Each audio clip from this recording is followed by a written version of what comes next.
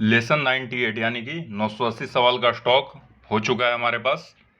पहला सवाल है, 1918 की विद्रोह समिति की रिपोर्ट के अनुसार भारत में क्रांतिकारी आतंकवाद का प्रारंभ कहां से हुआ? किस जगह से भारत में क्रांतिकारी आतंकवाद का प्रारंभ हुआ 1918 के विद्रोह समिति के रिपोर्ट के अनुसार?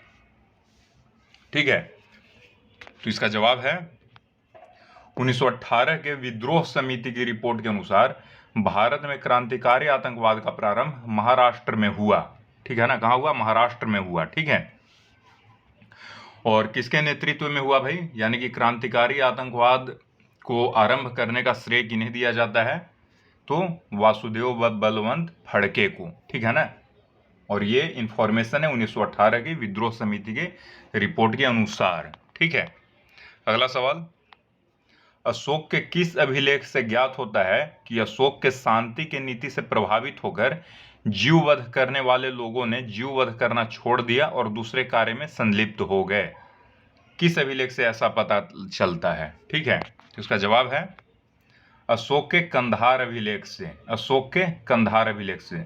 ठीक है ना, कंधार अभिलेख से पता चलता है कि अशोक के शांति की नीति से प्रभावित होकर जीववध करने वाले लोगों ने जीववध करना छोड़ दिया और दूसरे कार्य में संलिप्त हो गए।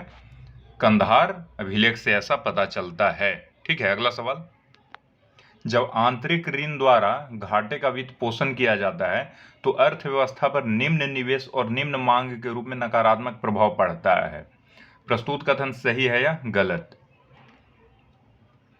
घाटे का वित्त पोषण का मतलब ये हुआ कि भैया आपका जितना आय है उससे ज़्यादा व्यय हो गया तो आप घाटे में हैं, तो उसको बैलेंस करने के लिए आंतरिक ऋण का सहारा लिया जाता है। तो क्या होता है कि निम्न मांग और निम्न निवेश के रूप में नकारात्मक प्रभाव पड़ता है। कथन सही है कि गलत? इसका जवाब है प्रस्तुत कथन सही है ना, प्रस्तुत कथन सही है। यानी कि यदि आप आंतरिक ऋण द्वारा घाटे का वित्त पोषण करते हैं तो क्या होता है कि निम्न निवेश और निम्न मांग के रूप में नकारात्मक प्रभाव पड़ता है, और यही कथन सही है। अगला सवाल, राष्ट्रपति अपने अध्यादेश को कम से कम 2 माह के बाद ही वापस ले सकते हैं। कथन सही है या गलत? इसका जवाब देख लेते हैं क्या है। कथन गलत है, राष्ट्रपति अपने अध्यादेश को किसी भी समय वापस ले सकते हैं। ठीक है ना, अगला सवाल, नर्मदा नदी बंगाल की खाड़ी में गिरता है। कथन सही है या गलत?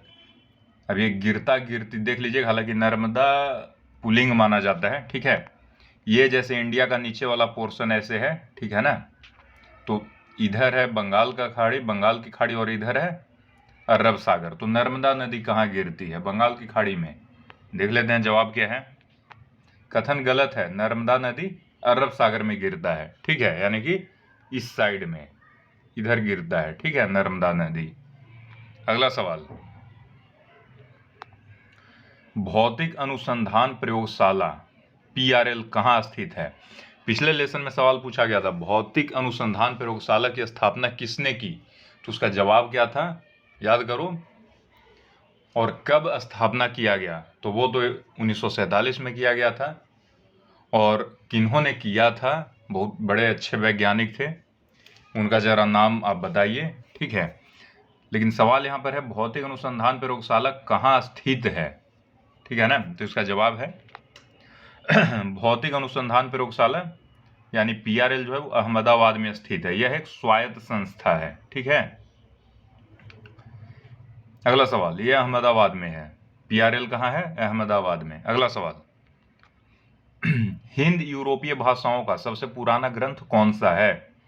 हिंद यूरोपीय भाषाओं का सबसे पुराना ग्रंथ कौन सा है? तो इसका जवाब है हिंद यूरोपीय भाषाओं का सबसे पुराना ग्रंथ ऋग्वेद है। हिंद यूरोपीय भाषाओं का सबसे पुराना ग्रंथ ऋग्वेद है। ठीक है, अगला सवाल, वित्त आयोग की रिपोर्ट संसद के समक्ष कौन रखते हैं?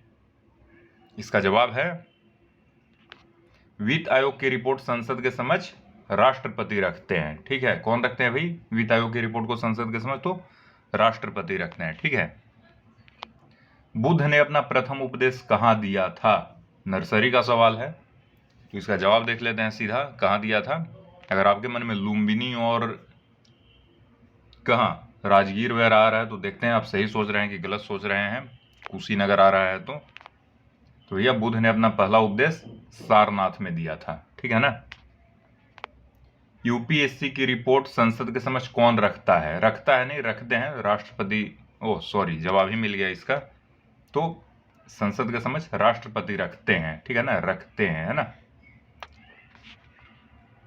अगला सवाल, कितने प्रश्न का सटीक जवाब पहले से पता था और जनरल इंफॉर्मेशन है?